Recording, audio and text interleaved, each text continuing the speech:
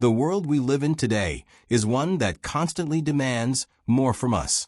There is an ever-present, subtle expectation to control every aspect of our lives, from our emotions to our relationships, from our career paths to our health. We are encouraged to be productive, to optimize, to fix ourselves, and to curate every moment as if it were an Instagram post. It's a world where control is not only seen as desirable, but essential, the key to success, happiness, and stability. But in this pursuit of control, we often find ourselves trapped. Imagine for a moment that you are standing on the edge of a precipice, your arms stretched out, fingers clinging to an invisible thread. This thread represents everything you think you can control: your job, your reputation, your goals, your dreams, your very identity. You grasp it desperately, as if it is the only thing standing between you and chaos. The more you cling to it, the more fragile it becomes, and the more you sense that the very act of holding on is what might make you fall. In this moment, you experience the tension that lies at the heart of the modern struggle, the desire to maintain control and the growing awareness that control, when taken too far, is an illusion. The more tightly you grasp, the more you feel the weight of life pressing against you. You try to make everything fit perfectly, to align every detail of your world according to your will, but no matter how much effort you put in, something slips through the cracks. You can almost hear the subtle hum of frustration. It's the feeling of knowing that you are living in a world where nothing is entirely within your grasp, and the more you try to control, the more you lose yourself in the process. This illusion of control is so deeply ingrained in us that it has become almost invisible. We don't question it. We don't pause to ask if it's even possible to control everything, let alone whether it's desirable. From childhood, we are taught that success comes from mastery, mastering our environment, mastering our emotions, mastering our bodies. The culture celebrates self-discipline, productivity, and perfection as the gold standard of human existence. But beneath this surface, something is quietly breaking. We live in a world of overstimulation, where distractions pull us in 1,000 different directions.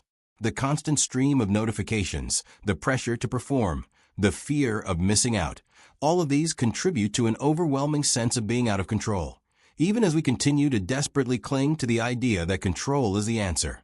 We've all experienced it, that sense of being caught in the hustle, where the more you try to keep everything aligned, the more everything seems to slip out of your hands. The pressure mounts, the anxiety builds, and the frustration of not being able to keep up takes root. There is a nagging, quiet voice that begins to ask, what if control isn't the answer after all? Yet, most of us keep pushing forward, afraid to confront this voice. We fear that letting go might lead to chaos, failure, or even disintegration. In a world where we are constantly told to fix ourselves, to improve ourselves, and to always be better, letting go feels like a betrayal of everything we've been taught. But what if the very thing we fear the most, letting go, is the one thing that could free us? What if it is only in surrendering our need to control everything that we can finally experience the peace, freedom, and clarity we so desperately seek? This is where Carl Jung's idea of the shadow becomes crucial. Jung suggested that there are parts of ourselves that we suppress or deny, parts that we refuse to acknowledge because they don't fit into our carefully crafted image of who we are supposed to be. These parts, the unacknowledged aspects of our personality, the emotions we push aside, the desires we repress, form the shadow. And it is the very act of controlling these aspects of ourselves that prevents us from becoming whole. What we fail to realize is that in trying to control and suppress these parts of ourselves, we create inner conflict. We build walls around our true selves, and the more we push against our own nature, the more we lose touch with who we truly are. In our pursuit of perfection, we build a fortress of control, but within that fortress, we are prisoners. The truth is, control is not freedom. It is a cage. And the more tightly we hold on to it, the less space we allow for the things that matter most: creativity, spontaneity, love, and the deep, often messy, truth of who we are. Jung's concept of individuation, the process of becoming the person we are meant to be, requires us to face our shadow. It requires us to let go of the need for perfection and control, and instead, embrace the full spectrum of our humanity, both light and dark.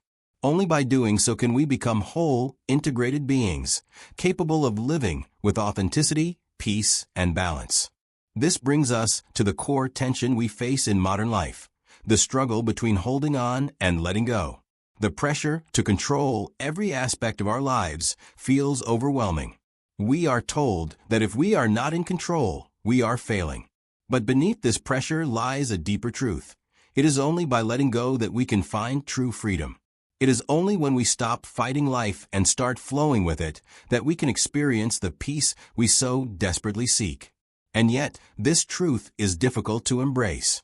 The idea of surrendering, of letting go of control, feels like giving up. It feels like conceding to the chaos of life. But what if we've misunderstood what surrender means? What if surrender isn't about giving up, but about stepping into a higher form of control? A control that comes not from the outside, but from within. The tension between holding on and letting go is at the heart of human existence. It is the tension between illusion and reality. It is the tension between the self we have created and the self we are meant to become. And it is this tension that we must explore, because only by understanding it can we begin to free ourselves from the grip of control and step into the life we were always meant to live. This is where the art of letting go begins, not as an act of defeat, but as an act of transformation. It is about recognizing that the need to control everything is not only impossible, but also unnecessary. It is about releasing the burden of perfection and allowing life to unfold in its own way. And so, the question becomes, what would happen if we stopped trying so hard to control everything?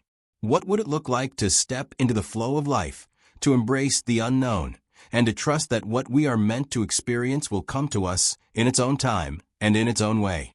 This is not a question that can be answered in words alone. It is a question that must be explored through experience. But one thing is certain.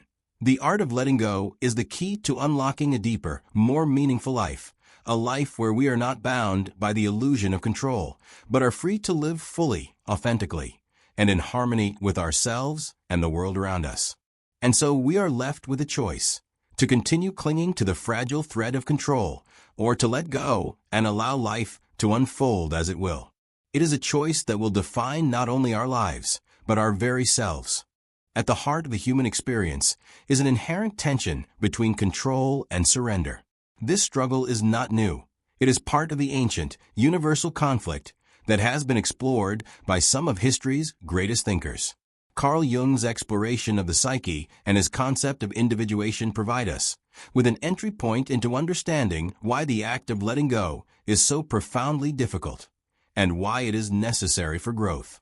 For Jung, the human mind is not a monolithic structure, but a complex, dynamic system of interconnected parts. One of the most crucial elements of his psychological theory is the idea of the self, a concept that represents the totality of who we are, both conscious and unconscious. The self is not merely a collection of thoughts and experiences, but rather a deeper, more integrated reality that emerges when we allow all parts of ourselves to come together in harmony. This integration requires us to confront our shadow, a term Jung used to describe the parts of ourselves that we hide from the world, and often from ourselves.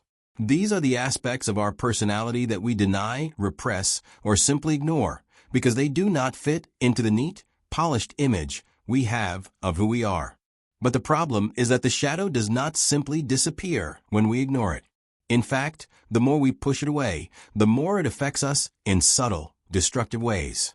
The repressed parts of ourselves can manifest as unconscious behaviors, irrational fears, or even physical ailments. The act of controlling our shadow, suppressing parts of our personality that we deem undesirable, is, in a sense, an act of self-sabotage. We may think we are protecting ourselves by controlling these aspects, but in reality, we are preventing ourselves from becoming whole. Letting go, in Jungian terms, is not just about relinquishing control over external circumstances. It is also about surrendering control over the aspects of our psyche that we have repressed, the very parts of ourselves that we have ignored for so long. This brings us to the core of why letting go is so difficult for most people. Our need for control is often rooted in fear, the fear of the unknown, the fear of vulnerability, and the fear of facing the parts of ourselves we would rather not acknowledge. Control provides a sense of safety, a false sense of security in a world that often feels unpredictable and chaotic. But this false security comes at a great cost. The more we try to control our emotions, our relationships, and our circumstances, the more we distance ourselves from the truth of who we are. We create walls around our true selves, keeping them hidden from the world and, often, from our own awareness. This fear of letting go is not unique to Jung. It resonates with many of the greatest philosophical minds who have grappled with the nature of human existence. Friedrich Nietzsche, for example, rejected the idea of absolute control or fixed moral systems, advocating instead for a philosophy of embracing life in all its chaotic beauty and pain. For Nietzsche, control was not a path to power, but a denial of life's fundamental nature. He famously declared, "He who fights with monsters should look to it that he himself does not become a monster." In other words, the more we attempt to control life, the more we risk becoming consumed by the very forces we are trying to master. Nietzsche's will to power was not about controlling others or the world around us. It was about overcoming our own limitations, embracing our inner chaos, and becoming the fullest expression of who we are meant to be. To Nietzsche, letting go of the need for rigid control was the only way to truly experience the freedom and potential of life. The act of letting go, then, is not an act of weakness or submission, but an act of profound strength, the strength to surrender to life as it is, without the need to mold it into something comfortable or predictable. Similarly, Viktor Frankl, a psychiatrist and Holocaust survivor, emphasized the importance of letting go in his theory of logotherapy. Frankl's philosophy revolves around the idea that meaning can be found even in the most horrific circumstances, but only if we stop trying to control everything around us and instead focus on what we can control, our attitude. Frankl's survival in the concentration camps was not due to his ability to control his environment, but rather his capacity to surrender to the reality of his situation while maintaining an inner sense of purpose. His famous dictum, "When we are no longer able to change a situation, we are challenged to change ourselves," reflects the core of the letting go process. Frankl understood that letting go of the illusion of control was the key to finding freedom, even in the most oppressive circumstances. These philosophical perspectives highlight a powerful truth. Control is not the path to personal freedom or peace. It is, in fact, a barrier. The more we try to control our circumstances, the more we risk losing sight of what truly matters: our internal world, our sense of meaning, and our connection to the flow of life itself. When we focus too much on the external, we lose touch with the internal, and it is the internal world that ultimately shapes our experience of reality.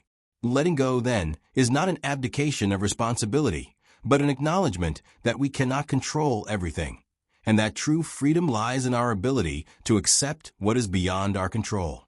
But how, then, do we reconcile this need to let go with the reality of living in a world that often requires us to make choices, to act, to intervene? This is where the wisdom of letting go comes into play. Letting go does not mean passivity or resignation. It is not about abandoning our goals or giving up on our dreams. Rather, it is about releasing the need to control every outcome and learning to trust the process of life. It is about recognizing that some things are beyond our power and that trying to control them only brings pain and frustration. Letting go is a paradox. It is both an act of surrender and an act of power. It is the power to choose where we invest our energy, and the wisdom to understand that sometimes the most powerful choice is to step back and allow life to unfold on its own terms. When we let go of the need for control, we stop fighting life. We begin to flow with it, rather than against it. We open ourselves up to the possibility of something greater than we could have imagined, a deeper sense of purpose, and a more authentic connection to ourselves and to others. It is only by letting go of the false security of control that we can experience the true freedom of being fully present in the moment, of embracing life as it is, messy, unpredictable, and full of potential. This is where the psychological and philosophical roots of letting go converge.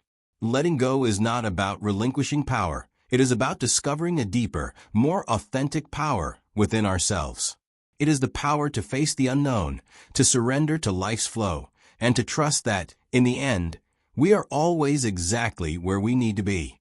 It is the power to embrace our own humanity, with all its imperfections, and to let go of the illusion that we must control it all. In doing so, we find the peace and freedom we have been searching for all along. As the tension between control and surrender builds, something extraordinary begins to happen. A subtle shift in perception, a moment of clarity that cuts through the noise. The once overwhelming weight of control, which seemed to define every aspect of life, begins to loosen its grip. In that moment, we experience something profound, the realization that letting go is not a loss, but a liberation. It's often in moments of crisis, when we feel most helpless, that the power of surrender becomes apparent. Imagine a person at the breaking point, struggling with the weight of expectations, responsibilities, and the relentless drive to manage every outcome.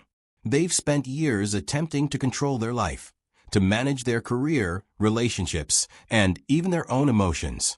But nothing has worked. The more they try to control, the more they feel overwhelmed, trapped, and disconnected. They reach a point where everything they've tried seems futile. The very effort to hold on tight is what causes them to lose control. This is when the breakthrough occurs. There's a sudden, almost instinctual realization. Perhaps the key to peace is not in trying to fix everything, but in stepping back and allowing life to unfold on its own terms.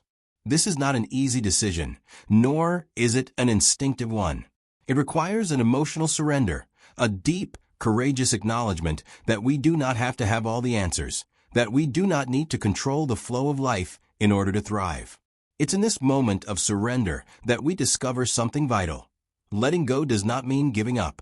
It means opening up to the possibilities life has to offer. It's in the act of releasing control that we gain the power to truly live. This power does not come from manipulating external circumstances, but from an internal shift, a willingness to embrace the unknown, to let go of our rigid expectations, and to trust that life, with all its unpredictability, is precisely as it should be. The emotional breakthrough that comes with letting go is not about passivity or retreat, but about reclaiming a deeper form of agency. When we surrender our need to control, we step into a higher state of presence. We stop fighting life and begin to flow with it. For Viktor Frankl, the power of surrender was something he discovered in the most dire of circumstances. During his time in Nazi concentration camps, Frankl's ability to find meaning in his suffering, despite the horrors he faced, was not an act of controlling his environment, but an act of surrendering to it. He realized that while he could not control his physical circumstances, he still had control over his attitude, the way he chose to respond to life. It was in this surrender, not to the suffering itself, but to his ability to find meaning in it, that Frankl discovered a profound sense of freedom. In the same vein, we can learn that letting go doesn't imply that we abandon our goals or give up on our dreams. It's not about relinquishing hope, but rather about releasing the obsessive need to micromanage every step of the journey. Life is full of unexpected twists and turns, and while we cannot control every outcome, we can control how we navigate the path. By surrendering our rigid expectations and our need to dominate the flow of life, we create the space for serendipity, creativity, and new possibilities to emerge. This transformation is not merely an intellectual shift.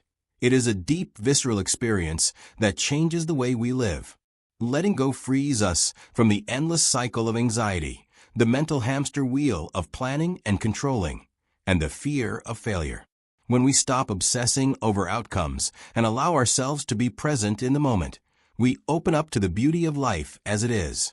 This is the essence of freedom, not the freedom to do anything we want, but the freedom to be who we truly are without the burden of trying to control everything around us. The process of letting go is not linear. It doesn't happen all at once, nor does it happen without struggle. There are moments of doubt, fear, and resistance, After all, the instinct to control is deeply ingrained in us. But it is in these moments of struggle that we have the opportunity to reaffirm our choice. We can choose, time and time again, to let go of the need to control and embrace the natural flow of life. The shift from control to surrender is also a shift from isolation to connection. When we let go, we stop trying to manipulate or manage our relationships with others. Instead, we begin to accept people as they are, without trying to change or fix them. This can be a profound release. So much of our energy is spent in the attempt to control how others perceive us, how they treat us, and how they behave. Letting go of this need for control creates the space for more authentic connections, grounded in acceptance, vulnerability, and mutual respect. Imagine the emotional release that comes from stepping out of this constant cycle of control. There is a freedom in not needing to constantly monitor our lives, to constantly ensure that everything is falling into place exactly as we want it. There is a deep peace that comes when we finally release the grip we've had on every aspect of our lives. In that moment, we allow ourselves to be fully present, to experience the world, not through the lens of control, but through the lens of acceptance. The power of surrender is also about embracing imperfection, not only in others, but in ourselves. The need to control often arises from the belief that we are not enough as we are, that we need to fix ourselves or improve ourselves in some way. But the truth is that we are enough, just as we are. Letting go of the need to control is a way of embracing our imperfections and our humanity. It is a recognition that we don't have to be perfect to be worthy, that we don't have to have it all figured out to be complete. We are whole, even in our flaws. And it is this acceptance of our imperfections that allows us to move freely through the world. This emotional breakthrough, the realization that we don't have to control everything, that life will unfold in its own time, is not something that happens overnight.